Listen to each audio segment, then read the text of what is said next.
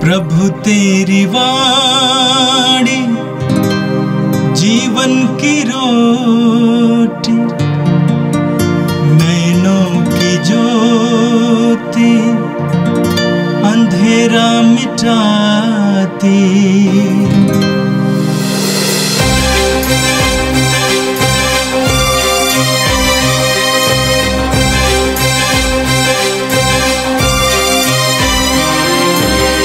प्रभु तेरी वाणी जीवन की रोटी, नैनों की ज्योति अंधेरा मिटाती।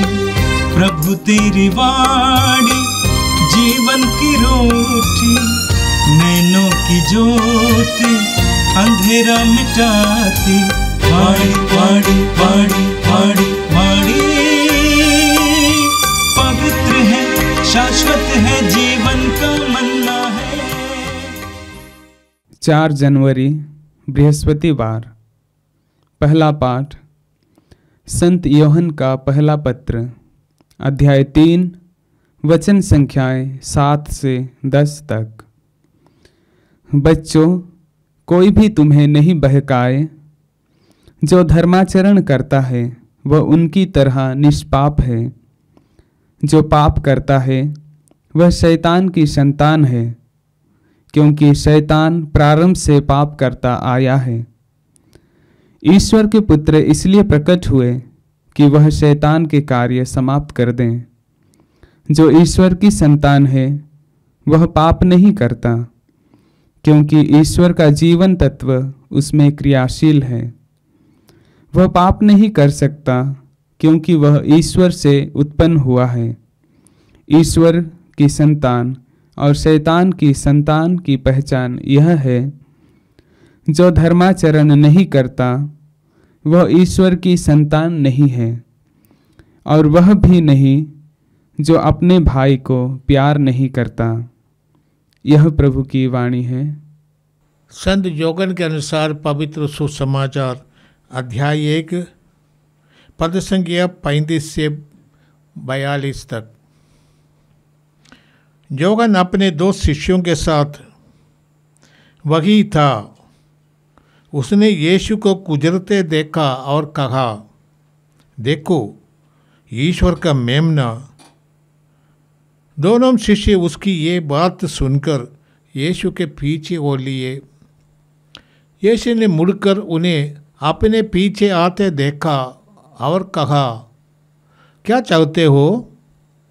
उन्होंने उत्तर दिया, रब्बी अर्थात गुरुवर, आप कहाँ रहते हैं? यीशु ने उनसे कहा, आओ और देखो। उन्होंने जाकर देखा कि वो कहाँ रहते हैं, और उस दिन वे उनके साथ रह गए। उस समय शाम के लगभग 4 बजे थे। जो योगन की बात सुनकर यीशु के पीछे हो लिए थे, उन दोनों में से एक सीमोन पेत्रुस का भाई अंद्रयास था। उसने प्रातः अपने भाई सीमोन से मिलकर कहा, हमें मसीह अर्थात ख्रिस्त मिल गए हैं, और वह उसे यीशु के पास ले आया। यीशु ने उसे देखकर कहा, तुम योगन के पुत्र सीमोन हो, तुम केफस अर्थात पेत्रुस कहलाओगे। यह प्रभु का दिव्य सुसमाचार है। क्रिस्त प्रभु की जय। प्यारे भाई और बहनों, आज के प्रथम पाठ में हमने योहन के पहला पत्र से पाठ सुना है, अध्याय 3। अध्याय 3 में योहन हमें बताना चाहते हैं हमारी कई सही असलियत क्या है, हमारा सही पहचान क्या है। हम हर एक विश्वासी का पहचान यही है कि हम ईश्वर की संतान हैं। पिता ने हमें बहुत प्यार किया और हमें अपनाया है, इसलिए हम ईश्वर की संतान कहलाते हैं, और वास्तव में हम ईश्वर की संतान हैं। यही हमारा पहचान है। हम यदि ईश्वर के संतान हैं तो हमें यीशु के जैसा बनना है, क्योंकि यीशु ही ईश्वर का एकलौते पुत्र है। हमें यीशु के जैसा शुद्ध पवित्र बनना चाहिए और हमारा आचरण भी यीशु के जैसे सत्य और न्याय पर आधारित होना चाहिए। इसलिए जोगन कहते हैं कि हमें पाप नहीं करना चाहिए। पाप करना ये ईश्वर की आज्ञाओं का उल्लंघन है, ईश्वर का तिरस्कार है। यीशु पाप हराने के लिए और हमें ऐसे हर प्रकार की बुराई और अंधकार की शक्ति से शुद्ध करने के लिए, मुक्त करने के लिए आए हैं। जो यीशु से निवास करता है वो पाप नहीं करता। और आज के पाठ में जोगन हमें कहते कि आप सावधान रहिए, आप कोई भी आप पे बखाए नहीं। आपका जो आचरण है, यदि आप धर्म आचरण करता है तो जान लिए कि आप ईश्वर के पुत्र पुत्रियों का आचरण करते हैं। जो धर्माचरण करता है, धर्माचरण हमें ईश्वर के संतान नहीं बनाता। कोई भी व्यक्ति अपने धर्म आचरण के कारण ये नहीं कर सकते हम ईश्वर के संतान हैं। परंतु यदि आप ईश्वर का संतान है कि आपका आचरण सदा धर्माचरण ही होगा। राइट एक्शंस, सही आचरण करना, जो ईश्वर के इच्छा के अनुसार आचरण करता है वही सही आचरण होता है। यीशु ने हमें दर्शाया कि ईश्वर की इच्छा को कैसे पूरी करें। तो हमारा आचरण से पता चलेगा कि हम ईश्वर की संतान हैं। प्रभु यीशु ने भी अपने शिष्यों से कहा, जैसे मत्ती के सुसमाचार में पढ़ते हैं कि तुम्हारा अच्छा आचरण देखकर लोग समझ ले कि तुम ईश्वर के पुत्र पुत्रियाँ हो। पहाड़ पर बसा हुआ नगर छिप नहीं सकता। इसी तरह हम भी अपने आचरण के द्वारा प्रकट करते हैं कि हम ईश्वर के संतान हैं या शैतान का संतान है। हमें सही में ईश्वर का, जैसे जोगन कहते हैं, ईश्वर की संतान है, इसलिए हमें ईश्वर की जीवन तत्व, ईश्वर का seed God is dwelling in you, ईश्वर का जीवन सत्व आप में निवास करता है। और इस जीवन सत्व से ही आपका आचरण धार्मिक होता है। जो ईश्वर का है वो ईश्वर के आज्ञाओं के अनुसार, ईश्वर की इच्छा के अनुसार जीवन बिताते हैं और वे सदा पाप और हर प्रकार की बुराई से अपने को बचाते हैं। जो धर्माचरण नहीं करता है, जो पाप करता है, वो शैतान का संतान है। हमारी ज़िंदगी में हमें देखना चाहिए कि हमारा आचरण कैसा है, हम कैसे दूसरों के साथ व्यवहार करते हैं। जो आज करते हैं, ईश्वर के संतान और शैतान के संतान का पहचान यही है। जो धर्माचरण नहीं करता वो ईश्वर का संतान नहीं हो सकता। जो पाप करता है वो शैतान के संतान है। जो आगे कहेंगे, जो अपने भाई को प्रेम नहीं करता है, जिनमें भाईचारा नहीं है, वो भी ईश्वर के संतान नहीं हो सकता। हम अपनी आदतों पर जोर देना है, समझना है। इसमें कोई तटस्थता की बात नहीं हो, कोई न्यूट्रलिटी नहीं होता। हमारा आचरण सही है या गलत है। जो गलत आचरण करते हैं, इसका अर्थ है कि वो पाप के वश में है, शैतान के वश में है। और बहुत लोग ऐसे पाप करते करते पाप करना उनका आदत हो गया है। हमें देखना है कि क्या हमारा ये पाप का अभ्यास, पाप करते करते ये हमारा एक अभ्यास, जीवनचर्या ही हो गया। हमें इसीलिए ईश्वर का आह्वान है। प्रभु यीशु ने ये सुसमाचार की घोषणा इससे शुरू किया, पश्चाताप करो, सुसमाचार में विश्वास करो। ये सदा एक आह्वान होता है, वापस आओ, प्रभु के पास वापस आओ। जोहन का पहला पत्र अध्याय 2 पद संख्या 1 और 2 में जोहन कहते हैं, बच्चों मैं तुम लोगों को ये इसीलिए लिख रहा हूँ, यदि तुम पाप ना करो, किंतु यदि कोई पाप करता है तो पिता के पास हमारे एक सहायक विद्यमान है, अर्थात धर्मात्मा यीशु मसीह।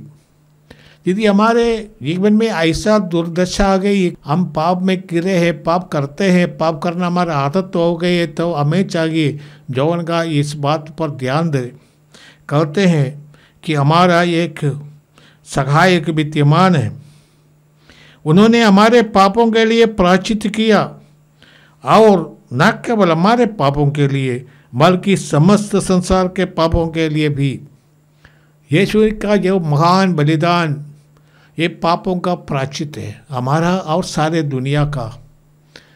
इसलिए हमें चाहिए विश्वास के साथ प्रभु के पास लौट आना। यदि हमें पाप करना क्या ऐसे दुर्दशा पड़ गई है, हमारे जीवन में ऐसी दुरावस्था आई है कि हम पाप का दास हो गए, गुलाम हो गए, पाप करना हमारा आदत है, तो आह्वान करते हैं वापस आओ, प्रभु पर भरोसा रखो, पश्चाताप करो।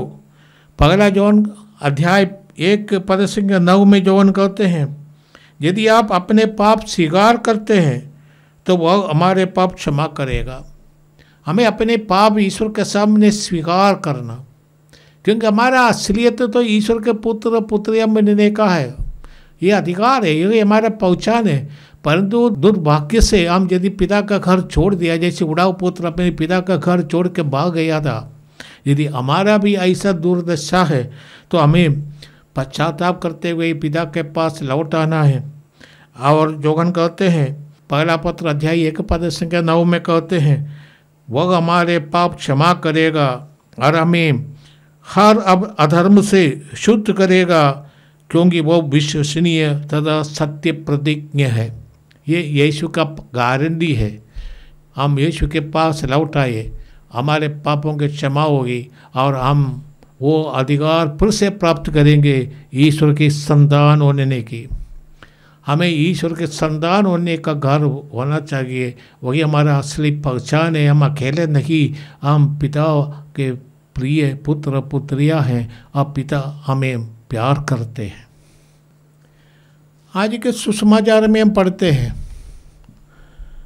यूहन्ना बपतिस्मा गवाही देते हैं यीशु के बारे में।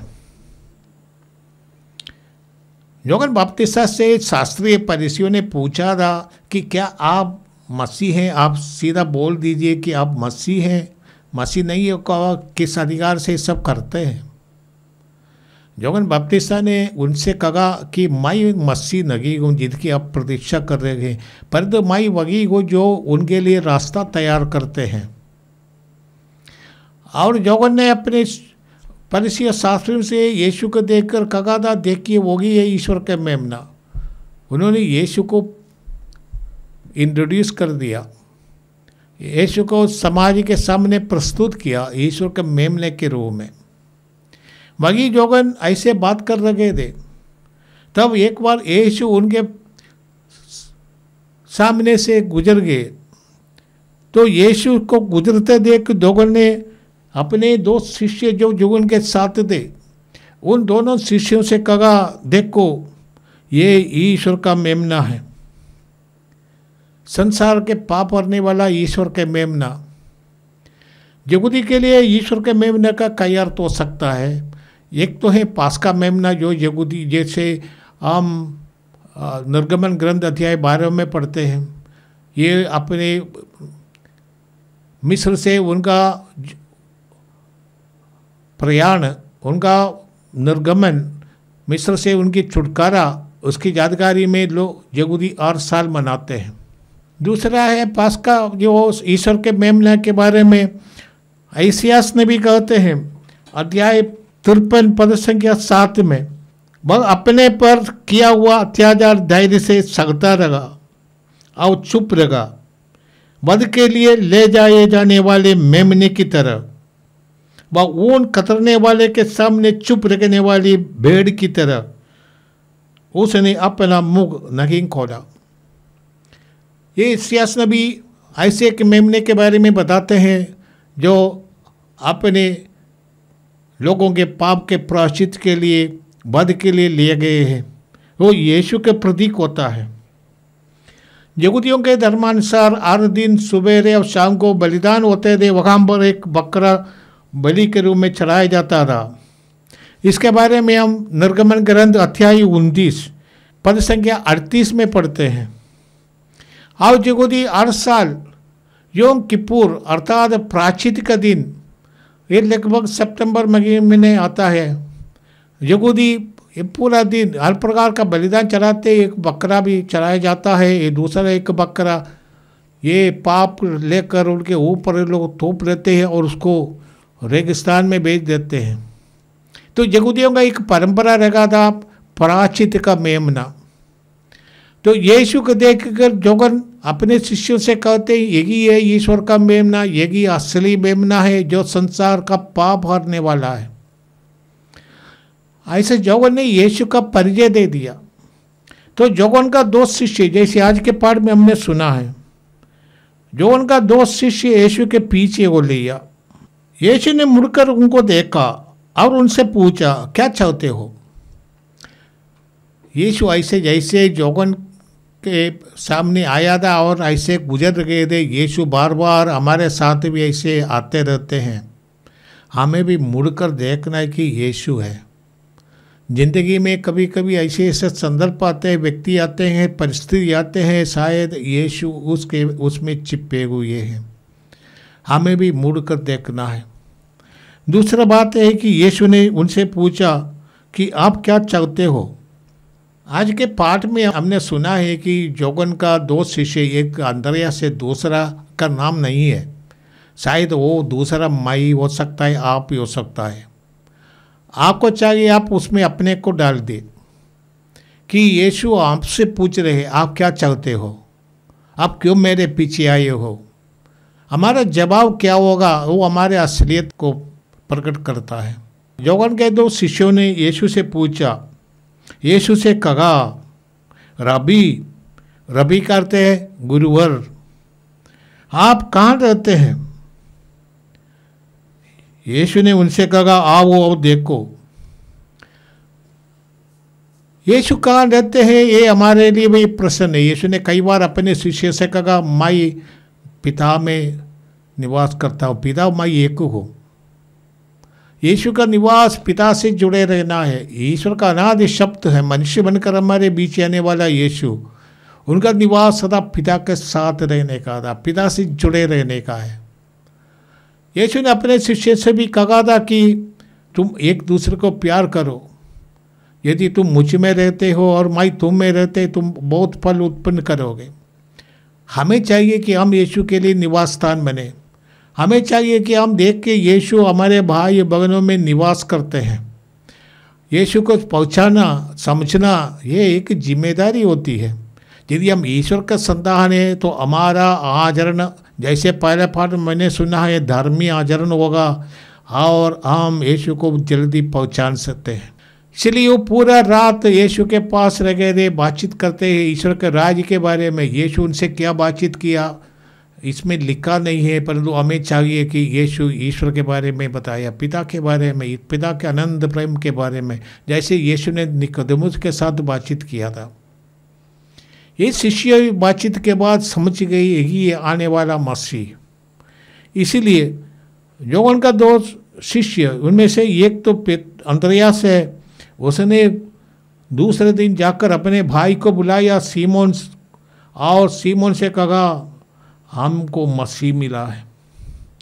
यीशु के साथ रहने वाले व्यक्ति का ये जीवन में परिवर्तन आ जाता है तो वो आकर दूसरों को भी बताते, आप आए, जो दशा माई पहले था और मेरी दशा थी वो बदल गई है, और यीशु मेरे जीवन में आया, मेरे जीवन बदल गया। इसलिए जाकर दूसरों को भी बताएंगे।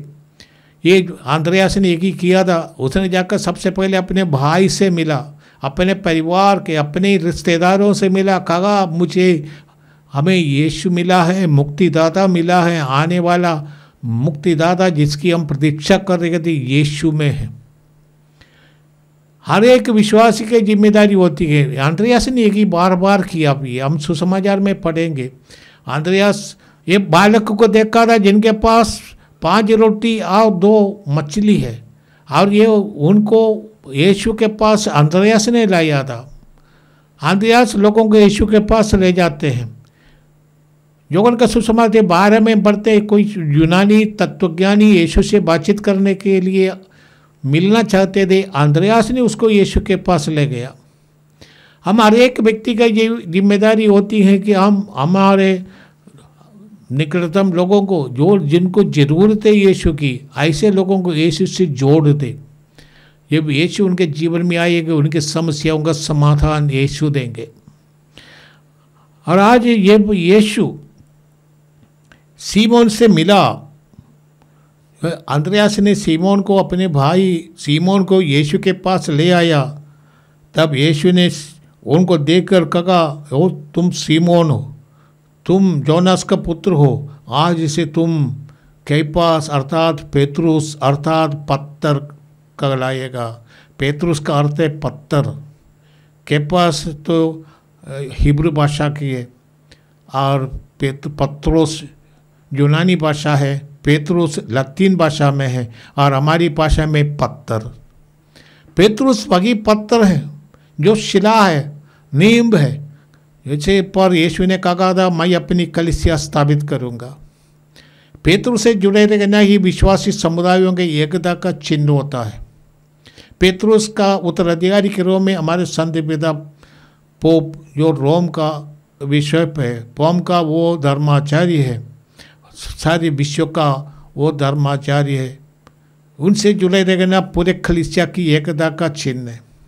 आने वाले दिनों में हम कलीसिया की एकता के लिए प्रार्थना करेंगे, इसलिए हमें चाहिए हम इस बात को याद करें। बड़ा दिन के इस आनंद में हम ये ना भूल जाए कि कई प्रकार के विश्वासी है, ये इसमें विश्वास करने वाले, कोई तो कलीसिया के मेंबर है, कोई कलीसिया का नहीं है, परंतु यीशु को अपने मुक्तिदाता मानते हैं। दुनिया भर ऐसे सभी धर्मों में लोग हैं जो यीशु को अपना मुक्तिदाता मानते हैं। हम ये कहें कि सब लोग जो यीशु के मानने वाले नहीं मानने वाले, क्योंकि यीशु सबों को प्यार करते हैं, सबों का मुक्तिदाता है। सारे विश्व में एकता और प्रेम बढ़ते जाए। आइए हम प्रार्थना करें। ये प्रभु हम धन्यवाद देते हैं। आज के प्रथम पाठ हमें सिखाया कि हम ईश्वर की संतान है, इसलिए हमें अच्छे आचरण से ये प्रकट करना, ये घोषणा करना है कि हम ईश्वर की संतान हैं। हमारा आचरण ही ये दर्शाता है कि हम किसके साथ है, ईश्वर के साथ है, शैतान के साथ है। हमें पश्चाताप का वरदान दे, हम यीशु से जुड़ जाए, पश्चाताप करते हुए प्रभु पिता के पास लौट आए। ये प्रभु धन्यवाद देते हैं, हमें वरदान मिला है यीशु से जुड़ने का, यीशु को जानने का, जैसे सीमोन और अंद्रयास को वरदान मिला, परंतु उनके जीवन को ये परिवर्तित कर दिया। हमारे जीवन को परिवर्तित कर कि हम ये यीशुमय हो जाए, हम पिता के पुत्र पुत्रियां बन जाए। हमारे जीवन में जो अवगुण है, पाप है, जो कुछ बुराई है, उस सब को तू दूर कर। जब रोशनी आती है, प्रकाश आने पर अंधकार मिट जाता है। जितना भी ईश्वरीयता में प्रकट होंगे, उतना बुराई की शक्तियाँ और बुराई हमसे मिट जाएंगे। ये प्रभु ये कृपा दे, हमारे प्रभु क्रिस्त के द्वारा मांगते हैं, आमीन। प्रभु तेरी वाणी जीवन की रोटी, नैनों की ज्योति अंधेरा मिटाती। वाणी वाणी वाणी वाणी वाणी पवित्र है, शाश्वत है